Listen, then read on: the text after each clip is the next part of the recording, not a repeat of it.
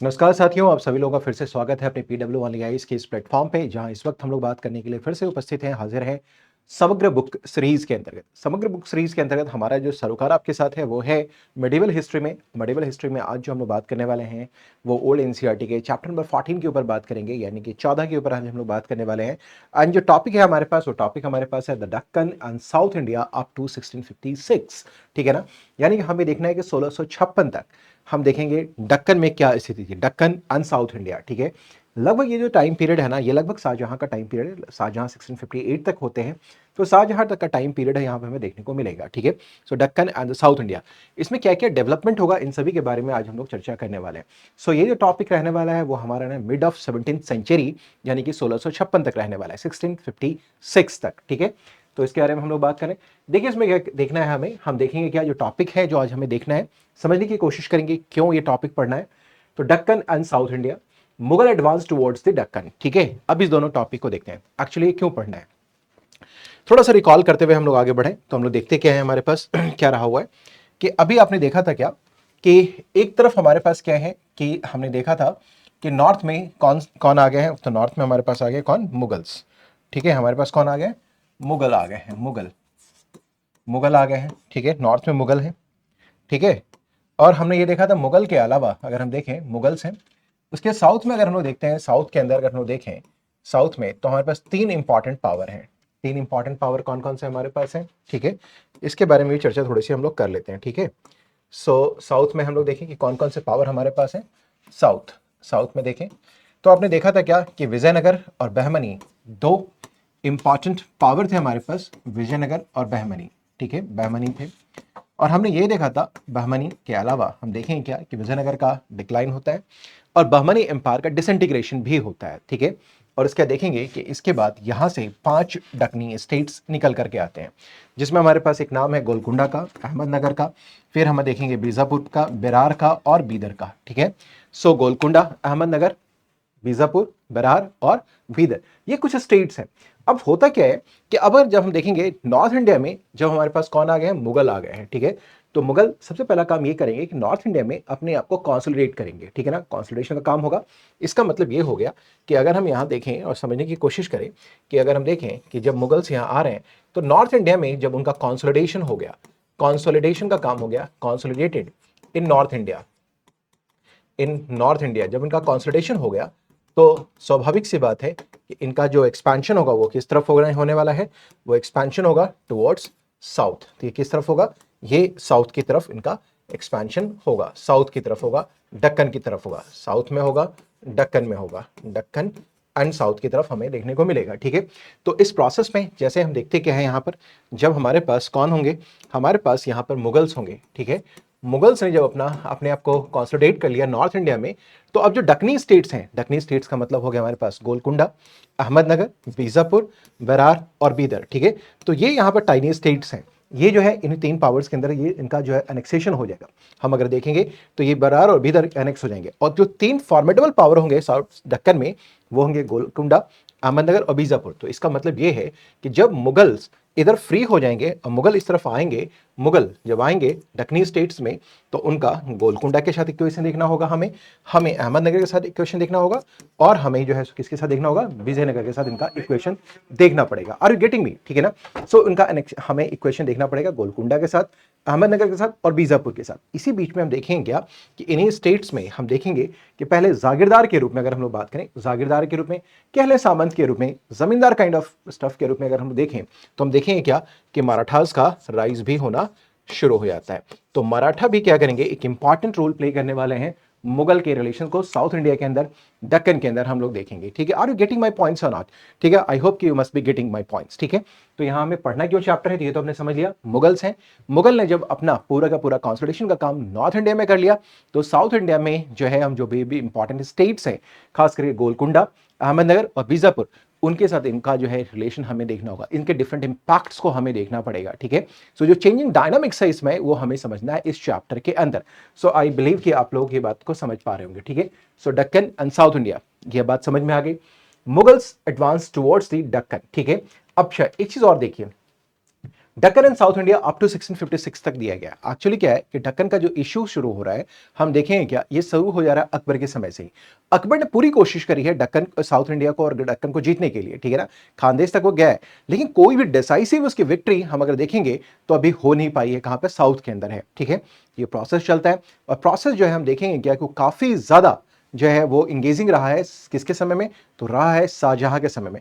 शाहजहां के समय में हम देखेंगे 1636 में अहमदनगर को जीत लिया जाता है, लेकिन गोलकुंडा और बीजापुर अभी भी जीतना बाकी था, जिसके लिए बैकग्राउंड पूरी तरीके से हम देखेंगे कि तैयार हो चुका है शाहजहां के पीरियड में। लेकिन 1686 और 87 में जाकर के हम गोलकुंडा और बीजापुर को औरंगजेब के वक्त देखेंगे कि वो क्या होता है, उसका अनेक्सेशन हो जाता है, ठीक है। तो यही प्रोसेस हमें समझना है, इसलिए जो चैप्टर है मेजरली हमें पढ़ना है दक्कन एंड साउथ इंडिया के अंदर, ठीक है। So Deccan and south India, Mughal advance towards Deccan, then है conquest of Berar, Ahmednagar and Khandesh, ये हमें बात करना होगा। इसके अलावा हम देखेंगे क्या, राइज ऑफ मलिक अंबर, ठीक है ना। मलिक अंबर क्या है, हम देखेंगे कि अहमदनगर में एक इंपॉर्टेंट ऑफिशियल है, ठीक है, जो एक तरीके से हम देखें मलिक अंबर पेशवा के रूप में, यानी कि प्राइम मिनिस्टर के तरीके से उसका राइज होता है। और in fact he was a de facto ruler at that time, ठीक है ना। जब मलिक अंबर का राइज होता है, ही इज एन अब्सीनियन, ठीक है ना, जिसको हब्सी बोलते हैं, ठीक है ना, यानी कि अफ्रीकन है ये, ठीक है, अफ्रीका से यहाँ आया हुआ है, ठीक है। ये बहुत ही कॉम्पिटेंट है, कैपेबल है, और इसके अंदर अहमदनगर का काफी ज्यादा राइज होता है, एक्सपेंशन होता है, रेवेन्यू एडमिनिस्ट्रेशन में काफी कुछ काम किया जाता है। तो हम देखेंगे कि जब मलिक अंबर आता है तो ये एक स्ट्रांग एलिमेंट के रूप में दिखाई देगा, जो कि क्या करेगा, मुगल्स के एक्सपेंशन को दक्कन की तरफ फ्रस्ट्रेट करेगा, ठीक है। तो यही लिखा है कि rise of Malik Ambar and frustration of Mughal attempt at consolidation in south India, ठीक है। Now extinction of Ahmednagar and acceptance of Mughal suzerainty by Bijapur and Golconda, ठीक है। Cultural contribution of the Deccani states. अब इसके अलावा हम देखेंगे तो पॉलिटिकल डेवलपमेंट यहां तक हम देख पा रहे हैं कि किस तरीके से पॉलिटिकल जो है सो यहाँ पर डेवलपमेंट्स होंगे, ठीक है ना। किस तरीके से इंटरेस्ट जो होंगे वो नॉर्थ में और साउथ के इंटरेस्ट आके दक्कन में जो है सो क्या क्लैश होंगे, उसमें क्लैश होगा।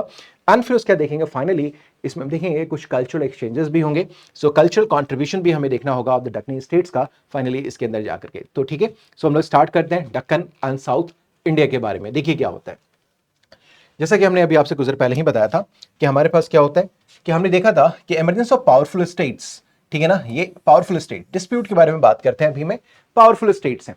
पावरफुल स्टेट्स में देखा था आपने कि जैसे ही ब्रेकअप हुआ किसका, बहमनी किंगडम का, जिसके बारे में अभी हमने बात करी आपसे, उसका देखेंगे तीन इंपॉर्टेंट पावर हमारे पास है, अहमदनगर, बीजापुर और हमारे पास कौन है, दैट इज कॉल्ड गोलकुंडा, ठीक है ना। अब हुआ क्या कि जब विजयनगर का डिफीट हो गया फाइनली, बैटल ऑफ बन्नीहट्टी कह लीजिए, ठीक है ना, बैटल ऑफ बन्नीहट्टी कह लीजिए, इसी को राक्षस तांगड़ी कह लीजिए, इसी को तल्लीकोटा की बैटल कह लीजिए, ठीक है ना। तो देखेंगे दक्कनी स्टेट्स का राइज होना शुरू हो जाता है, क्योंकि विजयनगर एक बहुत बड़ा पावर था, एक फॉर्मिडेबल पावर था। जब तक विजयनगर पावर में था तब तक दक्कनी स्टेट्स क्या थे, वो फॉर्मिडेबल नहीं थे, दे वर नॉट स्ट्रॉन्ग एनफ, ठीक है। लेकिन जैसे ही विजयनगर का डिक्लाइन होता है, हम देखेंगे क्या, बन्नीहट्टी की लड़ाई में, या कह लें राक्षस तांगड़ी की लड़ाई में, या हम कह लें तल्लीकोटा की लड़ाई में, तो दक्कनी स्टेट्स को मौका मिल गया एंड दे स्टार्टेड राइजिंग, ठीक है। सो अहमदनगर, और अब ये क्या है कि अब जब ये तीन इंपॉर्टेंट पावर आपको दिखाई दे रहे हैं जो कि दक्कनी स्टेट्स में, Ahmednagar, Bijapur and Golconda.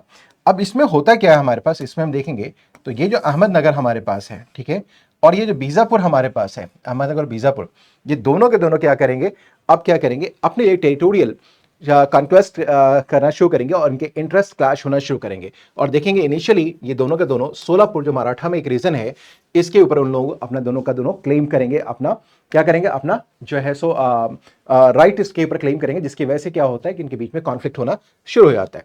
Ahmednagar sought to annex Berar and Bidar, और हम देखेंगे कि जो अहमदनगर है वो बरार और बीदर में ज्यादा इंटरेस्टेड है, हमें दिखाई दे रहा है, ठीक है, ये हमें दिखाई देगा। Superposition descendant of the Bahmani rulers, Gujarat rulers contested territorial claims in the Konkan area and Berar region also, ठीक है ना। इस तरह दूसरे हम देखेंगे गुजरात से भी लोग क्या करेंगे, कोंकण वाले रीजन में और बरार के रीजन में अपना इंटरेस्ट शो करेंगे। बीजाबन जो गोलकुंडा, वो क्या करेंगे, नालदुर्गा के फोर्ट को लेकर के, पोजीशन को लेकर के आपस में कॉन्फ्लिक्ट करना शुरू करेंगे। इसका मतलब ये हो गया कि पूरा का पूरा जो दक्कन है वो आप देखेंगे पावर स्ट्रगल यहां पर आपको दिखाई देगा। जो रियल दंगल है इस टाइम पीरियड का अगर हम लोग बात करें तो इस समय आपको यहां पर देखने को मिलेगा, दक्कन के अंदर दिखाई देगा, ठीक है ना। और सबके अपने अपने म्यूचुअल इंटरेस्ट होंगे, जिसकी वजह से वहां पर क्लैश होना शुरू करेगा। इसी बीच में देखेंगे कि ये जो छोटे छोटे स्टेट्स थे उन सभी के अलावा जो अभी हम देखेंगे ऑल इंडिया पावर बनने के प्रोसेस में है, जिसको है मुगल का इंटरवेंशन भी दक्कन की तरफ, साउथ की तरफ होना शुरू हो जाएगा। मुगल्स ने क्या किया, इसकी शुरुआत करने से पहले सबसे पहले उन्होंने 1572 में गुजरात को जीत लिया, ठीक है ना। 1572 में गुजरात को उन्होंने जीता, ठीक है, जिसकी वजह से अब उनका जो डायनेमिक्स है, मतलब इस रीजन का जो डायनेमिक्स है वो चेंज होता चला जाएगा। दूसरी तरफ देखेंगे अहमदनगर क्या करेगा, took advantage of Mughal preoccupation elsewhere to annex Berar, ठीक है ना। अब हुआ क्या कि अब जैसे ही अभी मुगल्स पूरी तरीके से अभी देखेंगे कि कहीं अन्य व्यस्त हैं, तो अहमदनगर को अपॉर्चुनिटी मिल गया कि अपना इंटरेस्ट बेरार में वो क्या करे, ढूंढे, और अहमदनगर ने बेरार को जीत करके खुद में मिला लिया। यानी कि जो 5 दक्खनी स्टेट से उसमें से बेरार जो है वो अनेक्स कर लिया, किसके द्वारा, अहमदनगर के द्वारा अनेक्स कर लिया गया, ठीक है।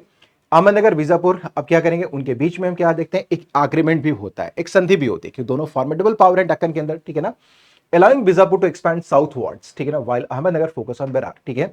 अब क्या हुआ, इन दोनों के बीच में अंडरस्टैंडिंग ये हो गई कि दोस्त ऐसा करते हैं कि आप बीजापुर, आप दक्षिण की तरफ अपना एक्सपेंशन कर लो, और वो अपना इंटरेस्ट जो अहमदनगर है वो बेरार में ढूंढ रहा है, क्योंकि वो चार इंटरेस्ट था किसमें, बेरार के अंदर। दोनों के बीच में ये जो है अंडरस्टैंडिंग डेवलप हो जाती है अहमदनगर और बीजापुर के बीच में, एंड दोनों अपने अपने काम में लग जाते हैं। अहमदनगर बेरार की तरफ चला जाता है, और जो बीजापुर है वो साउथ में अपने इंटरेस्ट को तलाशना शुरू कर देता है। अब हुआ क्या, अब इधर है मराठास। मराठा के बारे में अगर हम लोग बात करें, तो जो बहमनी साम्राज्य जब हुआ करता था, तो इसमें ये क्या होते थे, ये मराठा ट्रुप्स होते थे, जो ऑक्सिलरीज के रूप में, यानी कि सहायक सेना के रूप में ये कार्य करते थे, ठीक है ना। So Maratha troops served as auxiliaries in Bahmani kingdom, ठीक है। अब दूसरी तरफ क्या होता है कि जो मराठा है, जब ये अपनी सेवाएं दे रहे थे, तो मराठा परिवार क्या करेंगे, बहमनी साम्राज्य के अंतर्गत कई मनसब्स और जागीर को प्राप्त करेंगे। So initially they were not the Kings, ठीक है ना, इनका टेरिटोरियल इंटरेस्ट नहीं था, ये महज क्या है, मनसबदार काइंड ऑफ है, जागीरदार काइंड है। इनके पास लैंड का इनको क्या क्या मिलता है, असाइनमेंट मिलता है, जागीर मिलती है, इनको मनसब दिया जाता है, और यहीं से इनका पॉलिटिकल कैरियर भी शुरू हो जाता है। अब देखेंगे कि मराठास कौन है, ये पावरफुल जमींदार होंगे, इनके डिफरेंट फैमिलीज होंगी, और ये इनको क्या मिलेगा, जागीर्स मिलेंगे, मनसब मिलेगा, तो ये काफी पावरफुल जमींदार हो जाएंगे, और देशमुख के रूप में ये दिखाई देंगे, ठीक है ना। लेकिन हम देखें क्या इनके अंदर, but lacked independence and clan support, लेकिन आपस में क्या होता है कि इनकी स्वतंत्रता नहीं हुई है, ये मनसब्स हैं, जागीरदार्स हैं, ठीक है ना, और लेकिन ये इंडिपेंडेंट नहीं है। इसका मतलब क्या है, they are subservient to some other authority, Deccani states के अधीन है ये, ठीक है। इतनी बात समझ पा रहे हैं। तो मराठास हैं वो पावरफुल जमींदार हैं, देशमुख हैं, लेकिन इंडिपेंडेंट इनका पोजीशन नहीं है। साथ ही साथ जो डिफरेंट मराठा क्लान्स हैं, यानी कि कई फैमिलीज हैं मराठों की, उनके बीच में भी कांस्टेंट वॉरफेयर चल रहा है। इसका मतलब सिचुएशन और भी यहां पे ग्रीन आपको दिखाई देगा। दक्कन रूलर्स क्या करेंगे, परसूट करेंगे एक पॉलिसी को, policy of winning over Marathas, offering them positions and favours. अब क्या है कि ये भी एक तरीके से देंगे, मराठा जो है अपने वैलर के लिए जाने जाते हैं, अपने वॉरिंग स्किल्स के लिए जाने जाते हैं, तो दक्कनी स्टेट्स क्या करेंगे, मराठास को अपनी तरफ, जो रेस्पेक्टिव दक्कनी स्टेट्स हैं, मराठास को अपनी तरफ अट्रैक्ट करने की कोशिश करेंगे, अपने फेवर में लाने की कोशिश करेंगे, उनके साथ संधि और समझौता करेंगे, ठीक है ना। अब देखिए, जब हम देखें क्या कि अब इन सारी परिस्थितियों में जो मराठास हैं, उनका जो रोल है, उनकी जो भूमिका है, वो काफी महत्वपूर्ण हो जाती है। तो अब मराठों की भूमिकाओं को भी थोड़ा विश्लेषण करना जरूरी है। बहुत ज्यादा विश्लेषण करने की आवश्यकता फिलहाल नहीं है, लेकिन थोड़ा सा विश्लेषण होना जरूरी है। तो इसी कॉन्टेक्स्ट में हम देखते क्या है कि यहाँ पर रोल ऑफ मराठास को हम लोग देखेंगे कि यहाँ पर क्या है, ठीक है ना। अभी देखिए, बीजापुर का एक शासक है जिसका नाम है इब्राहिम आदिल शाह, इब्राहिम आदिल शाह, जो कि कहाँ है, बीजापुर का है, ठीक है ना। And he was in very much, मतलब फेवर था किसके लिए, employing thousands of Maratha auxiliaries and introducing Marathi in revenue accounts, ठीक है ना। अब उसने क्या किया, इब्राहिम आदिल शाह जो है, जो बीजापुर का शासक है, उसने मराठाओं को बड़ी संख्या में अपने प्रशासन में, चाहे वो आपका जो है राजस्व प्रशासन हो, ठीक है ना, राजस्व प्रशासन का भाग बनाया। साथ ही साथ उन्होंने क्या किया, मराठा को अपनी ऑक्सिलरीज के रूप में, यानी कि सैनिकों के रूप में भी अपने पास उन्होंने रखा, यानी कि मराठाओं को उन्होंने अच्छा स्पेस अपने यहाँ दिया, राजस्व के कामकाज के लिए भी और सेना के कामकाज के लिए भी। अब देखते हैं यहाँ पर हमारे पास है, जैसे कि कई मराठा फैमिलीज में एक मराठा फैमिली हमारे पास है, वो है भोसले, ठीक है ना। Another Maratha families rose to prominence in Bijapur. अब नतीजा ये हुआ कि जब इनको अपनी सर्विसेज में लाया गया बीजापुर के द्वारा, मिलिट्री सर्विसेज में एंड रेवेन्यू एडमिनिस्ट्रेशन में, तो कई मराठा फैमिलीज धीरे धीरे धीरे अपना क्या करेंगे, पोजीशन बढ़ाना शुरू करेंगे। इनमें से एक नाम है भोसले का, ठीक है ना। भोसले जो है, जो कि एक मराठा क्लैन है, एक मराठा फैमिली है, उनका राइज होना शुरू होता है किसके अधीन, बीजापुर के अधीन में। इस तरीके से हम देखेंगे क्या कि मराठाओं का क्या हो रहा है, राइज होना शुरू हो रहा है, उनके पॉलिटिकल एम्बिशंस बढ़ेंगे, उनका टेरिटोरियल एक्सपेंशन भी होगा। हालांकि इंडिपेंडेंस इतनी जल्दी मिलने वाला नहीं है, इंडिपेंडेंस उनको मिलेगा, काफी लंबे समय के बाद मिलेगा। औरंगजेब के वक्त में जो है शिवाजी अपने आप को छत्रपति घोषित करेंगे, जब आगरा के जेल से छूट करके आएंगे, भाग करके वो आते हैं तब, ठीक है। लेकिन इनका पॉलिटिकल एम्बिशन काफी हाई हो गया है, ठीक है। Marathas played significant roles in Ahmednagar and Golconda as well. ये तो बीजापुर में उनकी कहानी शुरू हुई, लेकिन उन्होंने जो है सो अहमदनगर और गोलकुंडा में भी अपनी महत्वपूर्ण भूमिकाएं निभाई। एक तरीके से हम देखेंगे कि जो मराठा एलिमेंट है वो दक्कनी स्टेट्स के बीच में एक बहुत ही इंपॉर्टेंट एलिमेंट के रूप में इमर्ज हो गया है, पॉलिटिकल एलिमेंट के रूप में इमर्ज हो गया है। ठीक है, अब आइए, तो ये तो हमने देखा कि सिचुएशन क्या है, कि किस तरीके से मराठास की एंट्री हो रही है पॉलिटिकल एरिना में, ठीक है ना। और दूसरी तरफ हम देखेंगे दक्कनी स्टेट्स में हमारे पास क्या है, तीन इंपॉर्टेंट पावर रह गए, गोलकुंडा, बीजापुर और अहमदनगर रहते हैं, ठीक है ना। और दूसरी तरफ हमने आपको जैसे कुछ देर पहले ही बताया कि जो मुगल्स होंगे वो नॉर्थ इंडिया में अपने आप को कॉन्सोलिडेट करने के बाद अपना ध्यान दक्षिण की तरफ लगाएंगे। So Mughal advance towards the Deccan, इस बारे में हम लोग बात कर लेते हैं। देखिए, अब यह होता क्या है कि despite geographical divisions, cultural exchange between north and south India was common, ठीक है ना। निश्चित तौर पे भौगोलिक रूप से हम देखेंगे यहां पर में क्या है, यहां पर थोड़ा अंतर है, ठीक है, ज्योग्राफिकल डिविजन्स है, लेकिन इसी बीच में हम इसके बावजूद भी देखेंगे कि नॉर्थ इंडिया में और साउथ इंडिया में सांस्कृतिक आदान प्रदान यानी कि जो कल्चरल एक्सचेंजेस हैं वो भी होता रहा, ठीक है। दूसरी बात क्या है, कल्चरल एक्सचेंज, यानी कि ये एक लिंक स्टैब्लिश हो रहा है नॉर्थ से साउथ की तरफ। कैसे कोई जो है नॉर्थ इंडिया से साउथ इंडिया की तरफ अट्रैक्ट होगा, उसके ऊपर हम बात करेंगे। बहुत सारे लोग हैं, कल्चरल एक्सचेंजेस कैसे होंगे, सूफीज्म के थ्रू होगा, भक्ति के थ्रू होगा, बहुत सारे कारण हैं जिसकी वजह से ट्रेडर्स के थ्रू होगा, ठीक है ना। तो कई जो भी एलिमेंट हैं, सोशल एलिमेंट हैं, उनकी वजह से कल्चरल एक्सचेंजेस हमारे यहाँ होंगे नॉर्थ और साउथ के बीच में। तो एक तो ये हो गया कि यहाँ पर कल्चरल एक्सचेंजेस हो रहे हैं। दूसरा क्या है कि इस समय हमारे पास जो संचार व्यवस्था है, जो कम्युनिकेशन है, वो भी काफी बेहतर हो जाएगी। कम्युनिकेशन क्या हो जाएगा, वो काफी बेहतर हो जाएगा between the regions, facilitated cultural and commercial ties, ठीक है ना। अब जब कम्युनिकेशन बेहतर होगा, सड़कें बेहतर होंगी, ठीक है ना, कम्युनिकेशन बेहतर हो जाएगा हमारे यहाँ, तो हम देखेंगे क्या कि जो सांस्कृतिक और जो हमारे पास जो वाणिज्यिक जो टाइज हैं वो भी काफ़ी मजबूत होते चले जाएंगे। इसके अलावा हमने आपसे बताया कि माइग्रेशन ऑफ सूफी सेंट्स, ठीक है ना, उनकी वजह से भी कल्चरल जो टाइज हैं वो मजबूत होंगे। साथ ही साथ जो है काम की तलाश में जो लोग होंगे, job seekers from north India, वो भी साउथ इंडिया की तरफ जब मूव करेंगे तो इसकी वजह से भी कल्चरल एक्सचेंजेस हमारे यहाँ होते रहेंगे, ठीक है ना। Political involvement of rulers from regions like Gujarat, Malwa, Orissa in South India affairs indicated political interconnectivity, ठीक है ना। साथ ही साथ हम देखेंगे कि कुछ जो स्टेट्स हैं, खासकर गुजरात में, मालवा में और उड़ीसा में, इनकी जो रुचि है दक्षिण भारत में, दक्षिणी राज्यों में, वो भी क्या करेगा, पॉलिटिकल इंटरकनेक्टिविटी को मजबूत करेगा, ठीक है। अब आइए मुगल इन्वॉल्वमेंट देखते हैं। तो हमने देखा कि हमने बात भी कर लिया कि after consolidating power in north India, Mughals turn attention towards the Deccan. ये तो एक करोलरी है, ठीक है ना। हमने देखा कि जिस तरीके से आपने उत्तर भारत में आपने क्या किया, अपना सारा काम कर लिया, तो अपना ध्यान आप किधर देंगे, अब दक्कन की तरफ देना शुरू करेंगे।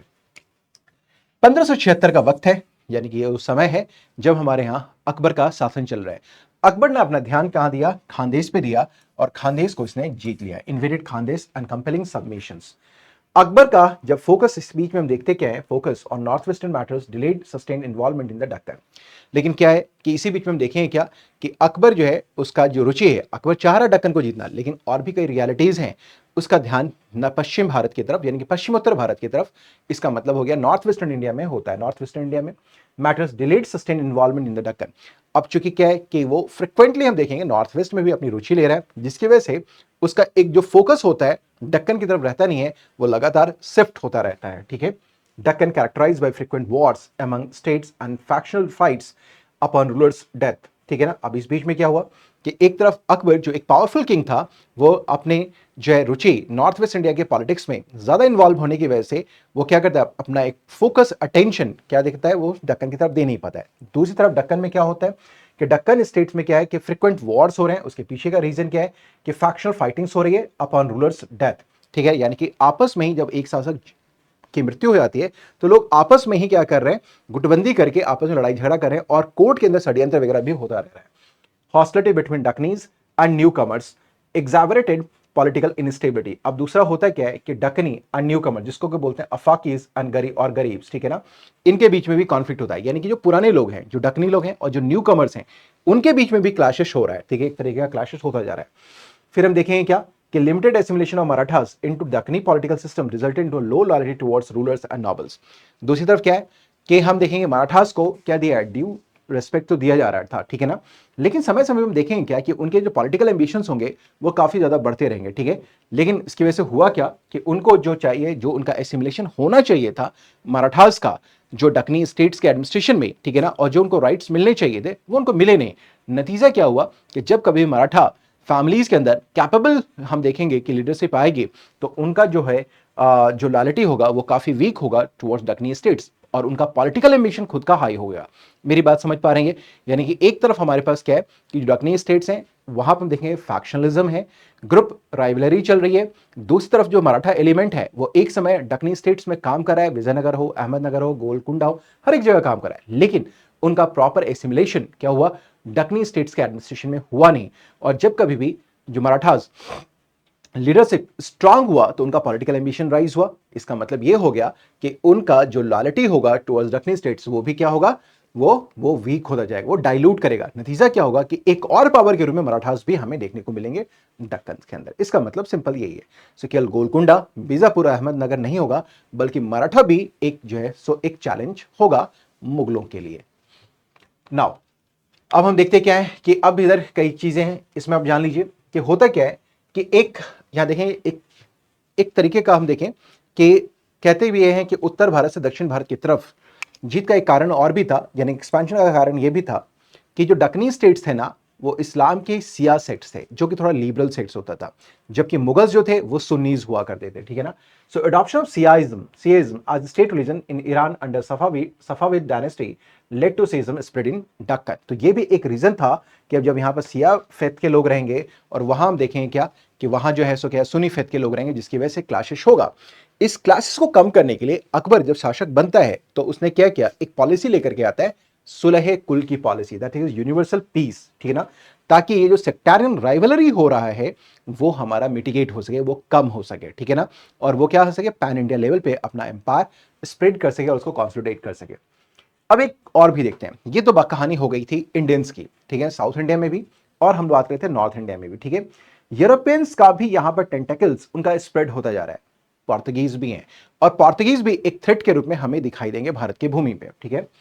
अब क्या है कि जो पोर्तुगीज है ना, इससे अकबर जो है चिंतित है, concern about Portuguese interference in pilgrim traffic to Mecca and proselytising activities. अब क्या हो रहा है कि जो कोई भी मक्का के लिए जा रहा है ना, तो एक तरीके से हम देखेंगे क्या कि जो पोर्तुगीज हैं उन्होंने वेस्ट कोस्ट पे अपना कंट्रोल करके एक तरीके का वो क्या टैक्सेशन लगा रहे हैं, टैक्स लगा रहे हैं, ठीक है ना, और जो लोग मक्का जा रहे हैं यानी कि हज के लिए जा रहे हैं वहां हम देखेंगे उनको टैक्स कर रहा है। तो इसकी वजह से अकबर जो है बहुत नाराज है, किसे, पोर्तुगीज से।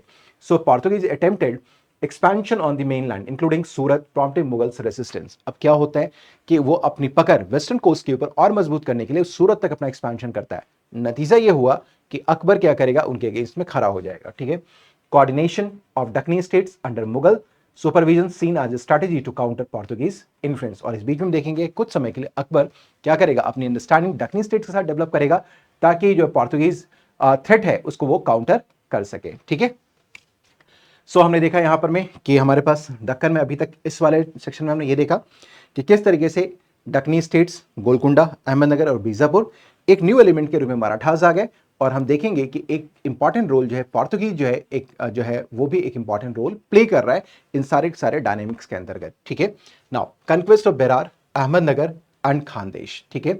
अब देखिए क्या होता है, एक यूपीएससी में एक सवाल आपसे ये पूछा भी जाता है, इस बात को ध्यान में रखिएगा, ठीक है, ये सीधा ध्यान में रखिए कि 3 स्टेट्स में से जो अहमदनगर है, अहमदनगर ये मैं आपको बता देता हूं, इसको ध्यान रख लीजिएगा।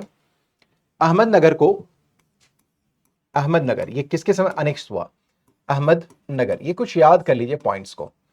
ये अनेक्स होता है, ये बात करेंगे, बीजापुर है एंड गोलकुंडा है, गोलकोंडा है, कोंडा, ठीक है ना, ये है किसके समय इसका अनेक्सेशन होता है।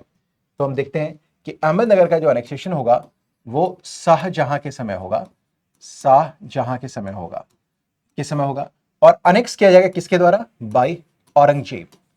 लेकिन ये क्या है, he was in the capacity of Prince, ये क्या है, ये इस समय मुगल प्रिंस है, ही इज नॉट द बादशाह, ठीक है।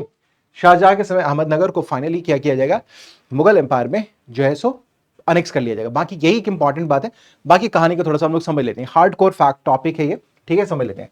बीजापुर और जो गोलकुंडा होगा ना, ये 1636 में होता है। बीजापुर और जो गोलकुंडा होगा ये औरंगजेब के समय में, औरंगजेब के समय में ये हमारे पास ये 1636 में होती है कहानी, और ये औरंगजेब के समय में होगा 1686 में बीजापुर और 1687 में गोलकुंडा। यही अगर यूपीएससी से सवाल पूछेगा भी तो यही सवाल आपसे पूछा जा सकता है, बाकी यहां से कुछ से ज्यादा सवाल की पूछे जाने की गुंजाइश नहीं है। और एक मलिक अंबर के बारे में, दूसरे चांद बीबी के बारे में पूछा जाएगा, जिसकी चर्चा अभी हम लोग करने वाले हैं।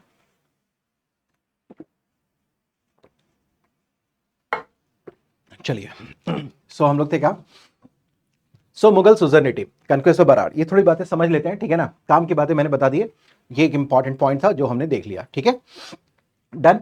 Now so Akbar aim to establish Mughal suzerainty over the Deccani states, ठीक है, ताकि मुगल अथॉरिटी को एक्सेप्ट कर सके। Initial diplomatic efforts to pursue Deccani states to accept suzerainty failed.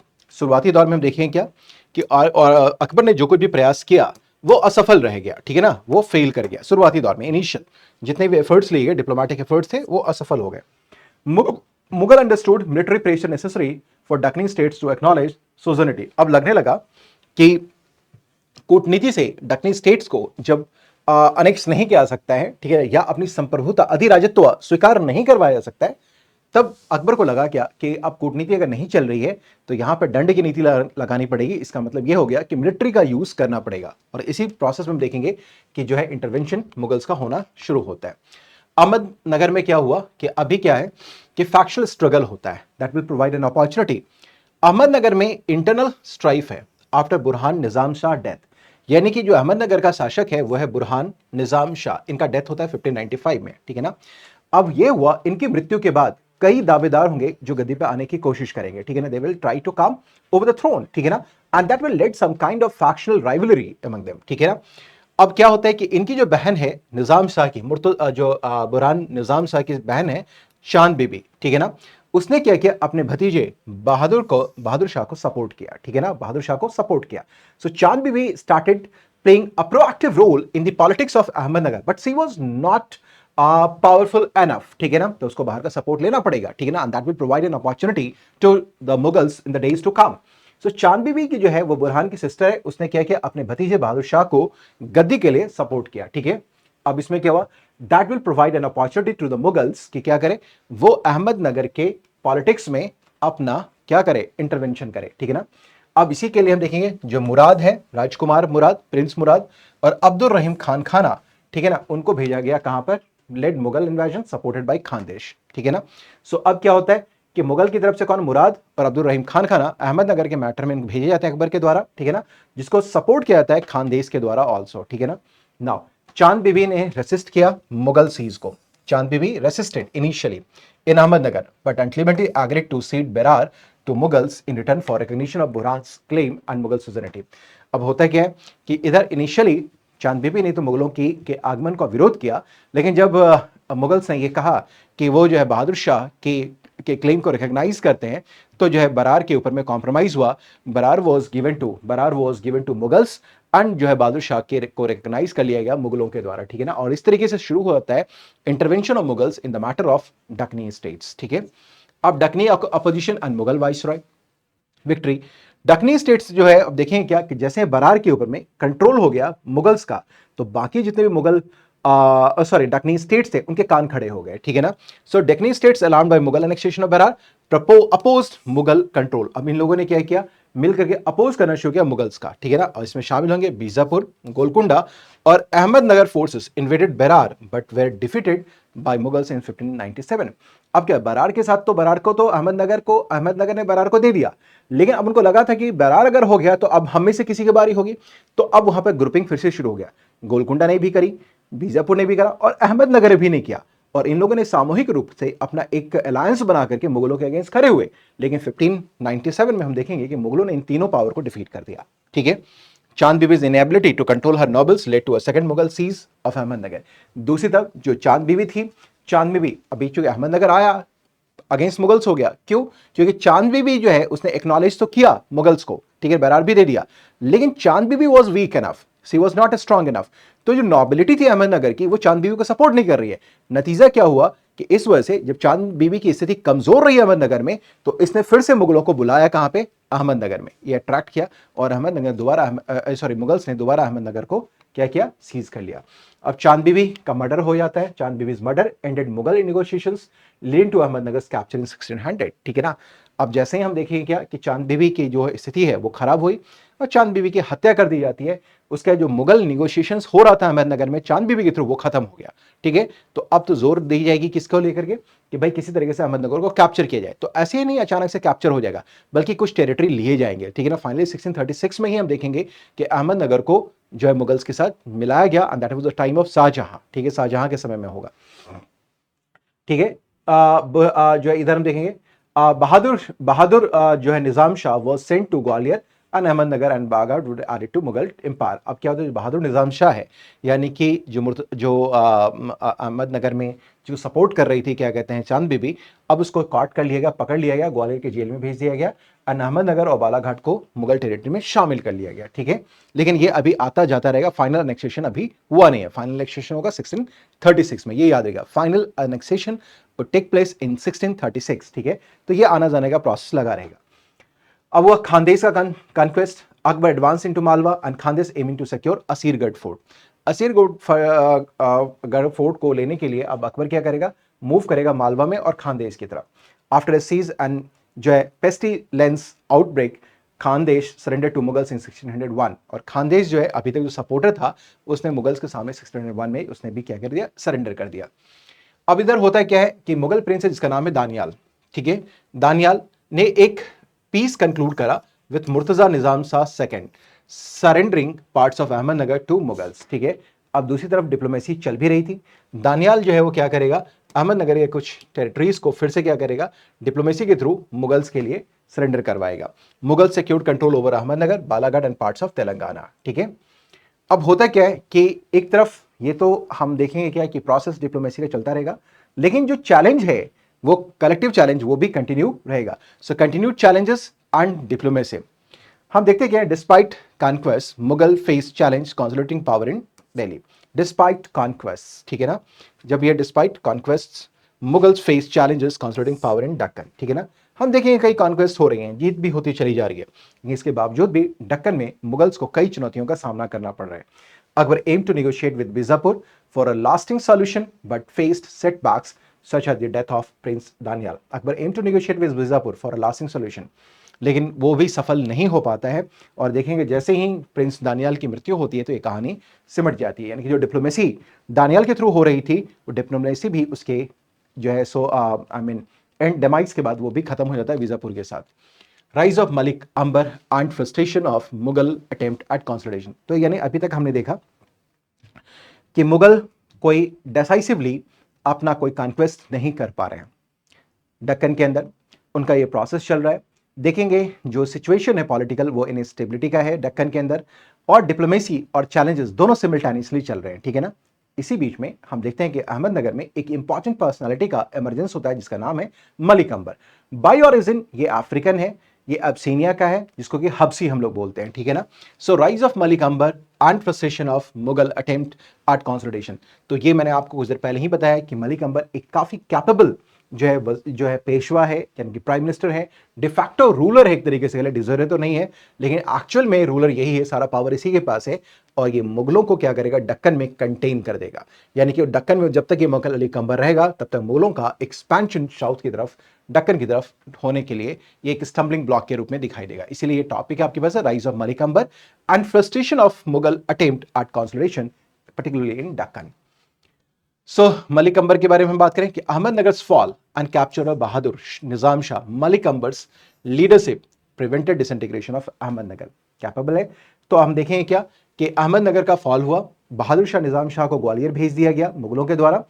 तब उसके बाद मलिक अंबर का राइज होता है और मलिक अंबर ने जो फर्दर है अहमदनगर को डिसइंटीग्रेट होने से रोका, ठीक है। He was a capable enough. Malik Ambar जो कि हमने बताया कि बॉर्न हुआ कहाँ, इथोपिया में, अबसीनियन है ये, बॉर्न इन इथोपिया। अब देखते हैं क्या है कि जो मलिक अंबर है अलाइंड विथ जो है हबसी party against Chand Bibi supporting Murtaza Nizam Shah two. अब देखिए चांद बीबी अहमदनगर की कहानी, तो कैसे उसकी हत्या हो गई चांद बीबी, ये भी समझने की कोशिश कीजिए। तो अब दो लोग हैं, एक है बहादुर शाह जिसको सपोर्ट कर रही है कौन, चांद बीबी, ठीक है। और दूसरी तरफ है हमारे पास कौन, ये हमारे पास मुर्तजा निजाम शाह जिसको सपोर्ट कर रहा है मलिक अंबर, ठीक है। यही कारण था कि दो दावेदार हो गए अहमदनगर के अंदर, जो है मुर्तजा निजाम शाह जिसको सपोर्ट किया जा रहा है मलिक अंबर के द्वारा, और दूसरा है बहादुर शाह जिसको सपोर्ट कर रही है चांद बीबी। लेकिन ये कमजोर थी, यही कारण है, इसी फैक्शन के कारण चांद बीबी को अपनी जान भी गंवानी पड़ी थी। ठीक है, सो मलिक अंबर ये हमने देखा, sought to claim to the throne. Bijapur support Malik Ambar installed Murtaza Nizam Shah two as ruler and himself as Peshwa. अब बीजापुर ने क्या कर दिया, चूंकि आप देखेंगे क्या कि जैसे ही चांद बीबी क्या हो जाती है, मुगलों की तरफ जाती है, चांद बीबी ने सपोर्ट किया मुगल्स को, ठीक है ना, बरार का रीजन दे दिया, तो बाकी डकनी स्टेट्स उसके अगेंस्ट में हो गए थे, नॉबिलिटी अहमदनगर की भी अगेंस्ट में हो गई थी। ठीक है, तब बीजापुर के सपोर्ट से मलिक अंबर क्या करेगा, मुर्तजा निजाम शाह को अहमदनगर में गद्दी पे बिठा देगा। ठीक है, और चांद बीबी की हत्या, और बहादुर शाह बेचारा बाहर, बहादुर शाह को फिर मुगल्स क्या करेंगे, ग्वालियर भेजेंगे बाद में जाकर के। ठीक है, अब बीजापुर सपोर्टेड मलिक अंबर, ठीक है ना, एंड जो है मुर्तजा निजाम शाह गद्दी पे बैठा। ठीक है, बैठ गया ये अनहिमसल, और जो है सो मलिक अंबर क्या करेगा, अपने आप को उसका पेशवा घोषित कर देगा, यानी कि प्राइम मिनिस्टर घोषित करेगा। This is how Malik Ambar came into the power. ठीक है, ये बात समझ में आ गई इस कंसिडरेशन के कारण। After gathered Maratha troopers leveraging their guerrilla warfare tactics to resist Mughals consolidation efforts, ठीक है ना। अब मलिक अंबर के लिए मैंने बोला जाता है कि he was also a great expert of guerrilla warfare, ठीक है ना, in Deccan। ठीक है, अब ये गुरिल्ला वॉरफेयर में क्या होता है कि आप अचानक से क्या करते हैं, किसी के ऊपर में अटैक करते हैं, उनको पता नहीं होता है कि कोई भी अगर ट्रुप जा रहा है किसी के ऊपर अटैक करेंगे तो उनको पता नहीं है कि अभी आप उनके ऊपर अटैक करने वाले हैं। So all of sudden disguise में रहकर आप कह रहे हैं उनके ऊपर अटैक कर देंगे। ठीक है, दैट इज गुरिल्ला वॉरफेयर। तो मुगल जब भी सेना आती थी दक्कन की तरफ, तो गुरिल्ला वॉरफेयर के कारण क्या होता है, उनको हार का सामना करना पड़ता था, and Malik Ambar was an expert into that. ठीक है, ये बात समझ गया, ये भी इंपॉर्टेंट पॉइंट है, ये भी याद रखिएगा, that is very much important कि दक्कन में कौन जो है गुरिल्ला वॉरफेयर के लिए जाना जाता है, दिस वाज मलिक अंबर। ठीक है, आगे शिवाजी भी होंगे। अब इनिशियल मुगल रिस्पॉन्स क्या है, Abdul Rahim Khane Khana Mughal commander in Deccan initially defeated Malik Ambar in 1601। शुरुआती दौर में देखें मलिक अंबर को एक आध झड़पों में क्या हुआ, हार का सामना करना पड़ा, लेकिन ये लंबा रहेगा नहीं कि हार होकर के सबड्यू नहीं होंगे वो, मलिक अंबर वापस will come back in the power. So Abdul Rahim Khane Khana Mughal commander in Deccan initially defeated Malik Ambar in 1601। Khane Khana opted for friend relations with Ambar to stabilise Nizam Shahi kingdom. ठीक है ना, कोशिश ये की गई मुगलों के द्वारा खाने खाना के सहयोग से कि क्या किया जा सके, मलिक अंबर के साथ दोस्ती बना करके जो है सो क्या कर सके, निजाम शाही किंगडम में स्टेबिलिटी, पीस और स्टेबिलिटी मेंटेन किया जा सके। ठीक है, लेकिन होता क्या है कि जब अकबर का डेथ हो गया तो जो मलिक अंबर है उसने क्या कर दिया, उसने मुगलों के विरुद्ध क्या कर दिया, फिर से बड़ी जोर से क्या किया, अटैक किया, और मुगलों की जो भी टेरिटरीज थे दक्कन में उसको छीनना शुरू कर दिया after Akbar. With Bijapur support and Maratha aid, Ambar force Mughals to retreat regaining control over Deccani territories by 1610। ठीक है ना, और बीजापुर के सहयोग से, मराठाओं के सहयोग से मलिक अंबर क्या कह रहे, मुगलों की कई टेरिटरी को अकबर की मृत्यु के बाद, अकबर की मृत्यु होती है 1605 में, महज 5 साल के अंदर जो दक्कनी स्टेट्स में मुगलों का कंट्रोल था उसको उस मलिक अंबर ने छीन लिया। ठीक है, अब समय था जहांगीर का। Jahangir response and piece agreement. ठीक है, जहांगीर ने क्या किया, खुर्रम जो आगे चल क्या बनेगा, वो आपका खुर्रम जो है वो बनेगा शाहजहां। तो Jahangir sent prince Khurram to challenge Malik Ambar but face difficulties in subduing. Shah Jahan को भेजा गया कि जाकर मलिक अंबर को सबड्यू करो, लेकिन सबड्यू मलिक अंबर का नहीं हो पाया क्योंकि काफी पावरफुल हो चुका है। Eventually Jahangir signed a peace treaty with Malik Ambar. फिर फाइनली जहांगीर को क्या करना पड़ा, एक शांति समझौता मलिक अंबर के साथ दक्कन में करना पड़ा। ठीक है ना, refraining from expanding Mughal territory in the Deccan. ठीक है ना, ठीक है, ये बात समझ पा रहे हैं। अब थोड़ा सा हमने देखा, इसका मतलब अभी तक हमने ये समझा कि अकबर के समय थोड़ी कोशिश ये की गई, डिप्लोमेसी एंड चैलेंजेस दोनों ही साथ साथ चल रहे, सिमिल्टेनियसली चल रहे थे, और अकबर ने कुछ हद तक इंटरवीन किया था दक्कनी मैटर में। लेकिन औरंगजेब अकबर की मृत्यु के बाद जहांगीर के समय देखेंगे जो पॉलिसी थी उसमें क्या रखना पड़ा, उसमें एक पीस ट्रीटी के थ्रू हम देखेंगे दक्कन के साथ मुगलों के रिलेशंस को हम लोग देख सकते हैं। ठीक है ना, इसी पीरियड में हम देखेंगे क्या कि जो मलिक अंबर का टाइम पीरियड है उसके समय कुछ डेवलपमेंट्स भी दक्कन में हुए हैं, उनको थोड़ा देख लेते हैं, वो भी एग्जामिनेशन का पॉइंट ऑफ व्यू से इंपॉर्टेंट है।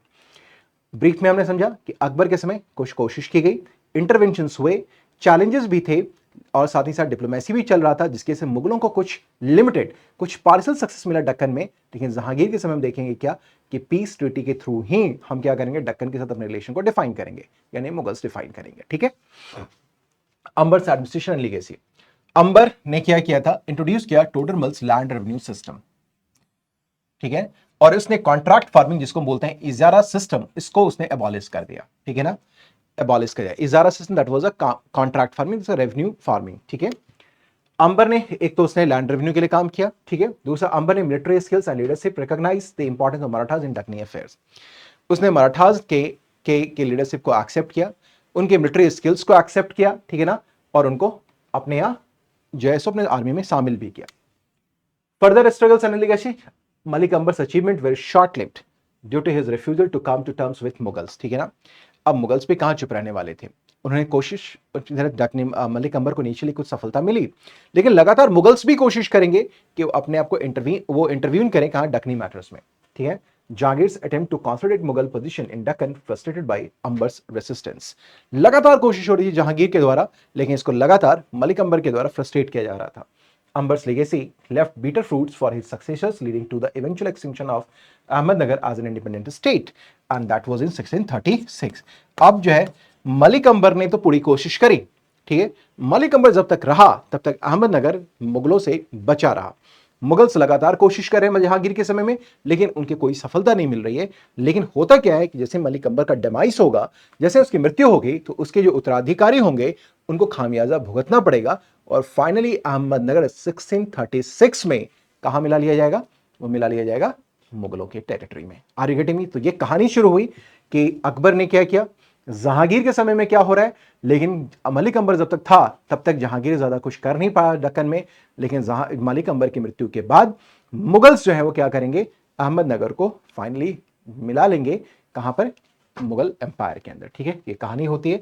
So finally eventually extinction of Ahmednagar 1636 as an independent state, and it was annexed into Mughal Empire. Now, extinction of Ahmednagar and acceptance of Mughal suzerainty by Bijapur and Golconda, ठीक है ना। अब ये देखिए क्या है, Shahjahan efforts to subdue Ahmednagar, Shahjahan upon ascending the throne in 1628, ठीक है ना, जैसे मैंने बताया शाहजहां के समय में होगा, ठीक है। किया जाएगा किसको, अनेक्स बीजापुर को, अहमदनगर को। Recovered territories led to Ahmednagar. Khan-e-Jahan Lodi's failure and subsequent rebellion against the Mughals highlighted Ahmednagar's resistance. ठीक है, Shahjahan realized Ahmednagar's independence so obstructed Mughals peace in the Deccan. Shahjahan को ये मालूम था कि भाई हम दक्कन में तब तक शांति व्यवस्था नहीं बना सकते जब तक कि क्या है, हमारे पास अहमदनगर स्वतंत्र है। इसीलिए मलिक अंबर के मरने के बाद शाहजहां ने सबसे पहले अहमदनगर के ऊपर में अपनी सेना भेज करके अहमदनगर को उसने मिला लिया, और यह काम शाहजहां के समय प्रिंस करेगा कौन, जिसका नाम है औरंगजेब, ठीक है। चलिए, डिप्लोमेटिक मैन्यूवर्स शुरू किए गए इनिशियली, ठीक है ना। तो उसमें देखते हैं इनिशियली कैसे किया जाएगा, अहमदनगर को कैसे हम अलग थलग करके उसको मिलाएंगे, क्योंकि पावर तो रहेगा ही, ठीक है। डिप्लोमेटिक मैन्यूवर्स किए गए, मिलिट्री कैंपेन्स किए गए। शाहजहां ने क्या किया, बीजापुर को अपनी तरफ किया, ठीक है ना, और यह कहा कि अगर हम अहमदनगर को जीतते हैं तो उसका 1/3 हिस्सा हम बीजापुर को दे देंगे, ठीक है। उसके बाद क्या किया, इनिशियली एक्सेप्टेड द प्रपोजल, ठीक है ना। अब हम देखेंगे क्या कि इस प्रपोजल को बीजापुर ने शुरुआती दौर में मान लिया, ठीक है। Aligning with Mughals against Ahmednagar, और बीजापुर अहमदनगर के विरुद्ध मुगलों के साथ अलाइन हो गए। अब क्या, जितने भी मराठा नॉबल्स थे, ठीक है ना, Shahji Bhosale defected to Mughal side aiding their cause, ठीक है ना, और अपने कारणों से जो साजी भी हैं वो क्या करेंगे, साजी भोसले वो भी मुगलों को सपोर्ट कर देंगे। इसका मतलब क्या है कि जो मराठास बीजापुर अभी तक सहयोगी थे अहमदनगर के, अब इस डिप्लोमेसी के कारण, इन मैनूवर्स के कारण वो साथ किसके हैं, मुगल्स के साथ हैं, ठीक है ना, against Ahmednagar. So Mughal advances and diplomatic shifts. 1629 में Mughal army besieged Ahmednagar, besieging large portion under occupation. 1629 में क्या, Bijapur support wavered due to internal dissent. लेकिन होता क्या है कि आगे चलकर कुछ ही समय के बाद हम देखेंगे क्या कि जो बीजापुर है वो क्या करता है, अपने आंतरिक कलहों की वजह से इससे बाहर आता है, and refusal of Mughals to honour territorial agreements, ठीक है। इंटरनल जो है सो क्या हो गया है, उसके अंदर डिसेंट होते हैं। और जब ये जीता गया था, मुगल आर्मी ने जीता किसको, अहमदनगर के कुछ टेरिटरीज को, तो जो प्रॉमिस किया गया था बीजापुर को कि 1/3 देंगे टेरिटरी, उसको रिस्पेक्ट नहीं किया गया था। दो कारणों की वजह से बीजापुर क्या करेगा, अब मुगलों से कि सपोर्ट, मुगलों को सपोर्ट देने से विड्रॉ कर लेगा। So Mughal support was wavered due to internal dissent and refusal of Mughal to honour territorial agreements, ठीक है। ये दो कारण थे जिसकी वजह से बीजापुर अब फिर वापस अलग हो जाएगा। फतेह खान, अब देखिए मलिक अंबर के बेटा है, का लड़का है जिसका नाम है Fateh Khan. Fateh Khan betrayal led to Ahmednagar puppet ruler aligning with Mughals. अब हुआ क्या कि मलिक अंबर जब तक था अहमदनगर स्ट्रांग था, अहमदनगर में मलिक अंबर की कहानी खत्म हुई, फतेह खान आ गया। फतेह खान ने धोखा दे दिया अहमदनगर के शासक को जो कि पपेट किंग था। अब वो अपनी जान बचाने के लिए वो खुद ब खुद पहुंच गया मुगल के पास, ठीक है, समझ पा रहे हैं?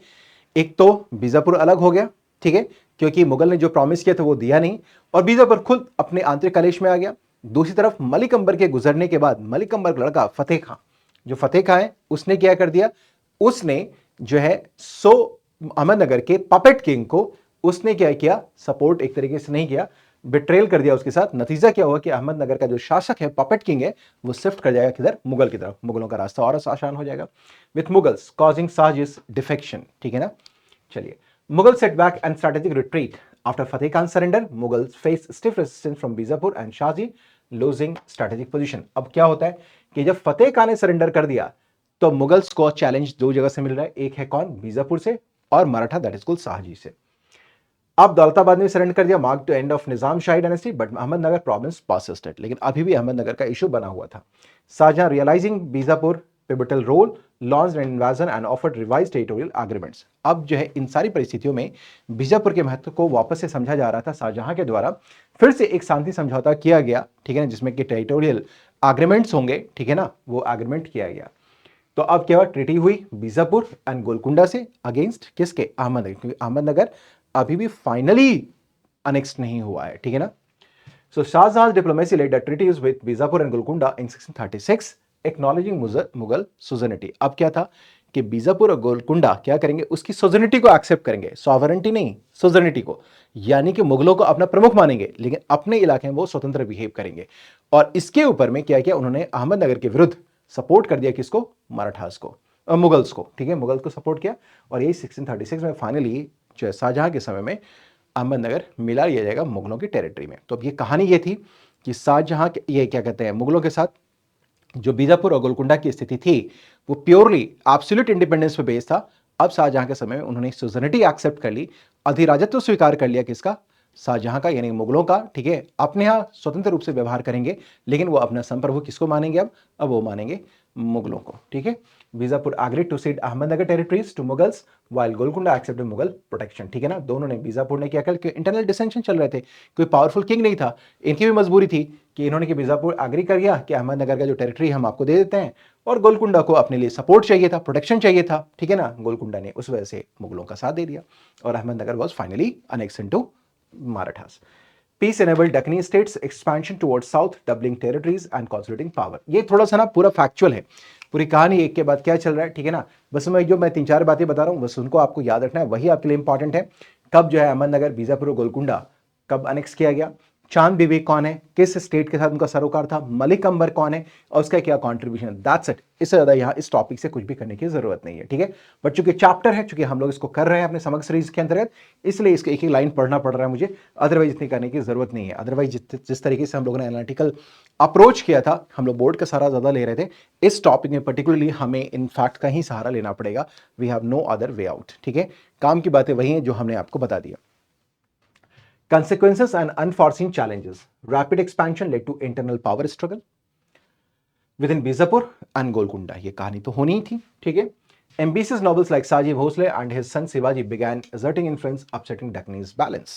अब क्या हुआ कि अब मुगल्स जो है को एक नया चैलेंज मिलेगा, एक नया चैलेंज अफ्रेश दिखाई देगा, वो किसका, मराठों का, शाहजी एंड उनके सन शिवाजी का। Mughal demanded concessions for their neutrality, setting stage for further conflicts under the Aurangzeb's rule. अब जो है दक्कन में जो इक्वेशन चल रहा है उसमें मुगलों, मराठों ने क्या किया, मुगलों के सामने शर्त रखी कि मैं दक्कन में तटस्थ रहूंगा, न्यूट्रल रहूंगा, अगर आप हमारे टेरिटोरियल एम्बिशंस को एक्सेप्ट करेंगे। और ये प्रॉब्लम फेस किया जाएगा किसके द्वारा, औरंगजेब के द्वारा।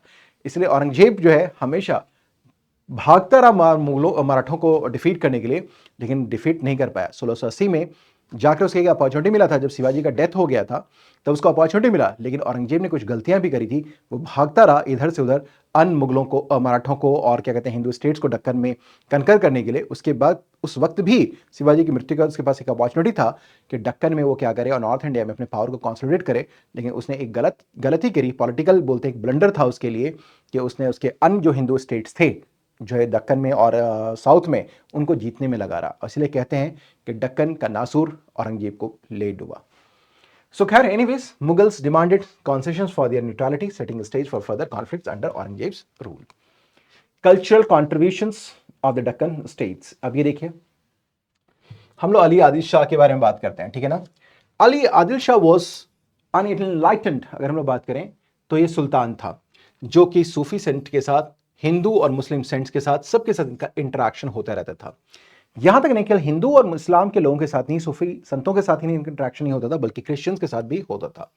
कैथोलिक मिशंस को इसने इनवाइट करा था, ठीक है ना, टू हिज कोर्ट, ठीक है ना, एंड डेमोन्स्ट्रेटिंग रिलीजियस टॉलरेंस, ठीक है। तो इसका मतलब जो अली आदिल शाह है, ही वाज अ टॉलरेंट सुल्तान। उसने क्या किया, एक ब्रिलियंट लाइब्रेरी, एक्सेलेंट लाइब्रेरी को भी स्टैब्लिश करा था, और यहां पर मैं उसने अपॉइंट करा था संस्कृत स्कॉलर वामन पंडित को, ठीक है ना, वामन पंडित। तो इसका मतलब क्या है, एक तरफ रिलीजियस टॉलरेंस भी दिख रहा है और दूसरी तरफ उसकी लिटरेरी एक्टिविटी के प्रति उसका इंटरेस्ट भी दिखाई दे रहा है, जब उसने वामन पंडित को उसने अपने लाइब्रेरी में अपॉइंट भी करा। इसका देखते हैं, आता है इब्राहिम आदिल शाह।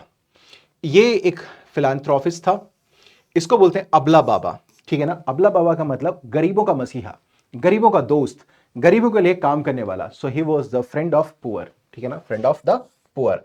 ये सीधा सवाल पूछा जाएगा, अबला बाबा किसको बोलते हैं, तो this was for Ibrahim Adil Shah. Deeply interested in music, compose किताबे नौरस, ठीक है ना। और इब्राहिम आदिल शाह जो है उसने कंपोज किया एक बुक है जो म्यूजिक पे है, जिसका नाम है Kitabe Nauras. That is a very famous book, ठीक है ना, inviting musicians to settle in Nauraspur. और नौरसपुर उस समय संगीत के लिए, एक्टिविटी के लिए, संगीत के लिए जाना जाएगा। embraced a broad tolerant policy, patronizing Hindu saints and temples, contributing to the Bhakti movement in Maharashtra, ठीक है। और ये भक्ति सेंट्स को सपोर्ट भी करेगा। encouraged all forms of art, literature and architecture, earning the epithet Jagat Guru, और इसको जगत गुरु भी बोलते हैं। सो इब्राहिम आदिल शाह के लिए दो टर्म है जो याद रखना है, इसको अबला बाबा बोलते हैं, ठीक है, और दूसरा जगत गुरु भी बोलते हैं।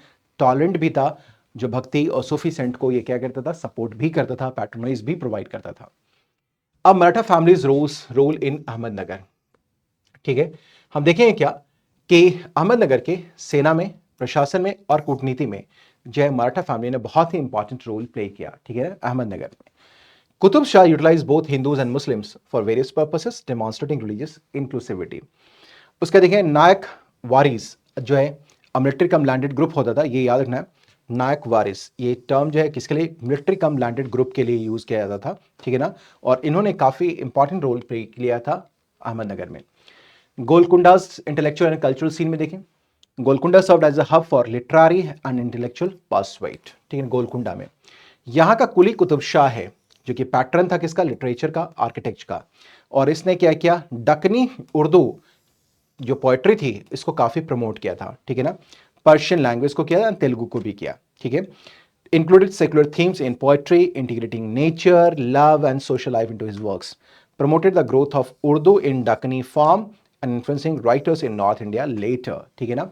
तो ये याद रखना है कि जो कुली कुतुब शाह है उसने क्या किया, उसका कॉन्ट्रीब्यूशन है लिटरेचर में, आर्किटेक्चर में, और उसने पोइट्री दक्कनी उर्दू को काफ़ी सपोर्ट किया, लैंग्वेज में पर्शियन एंड तेलुगु को भी किया, ठीक है। इसके अलावा उर्दू का ग्रोथ भी काफ़ी ज़्यादा होता है।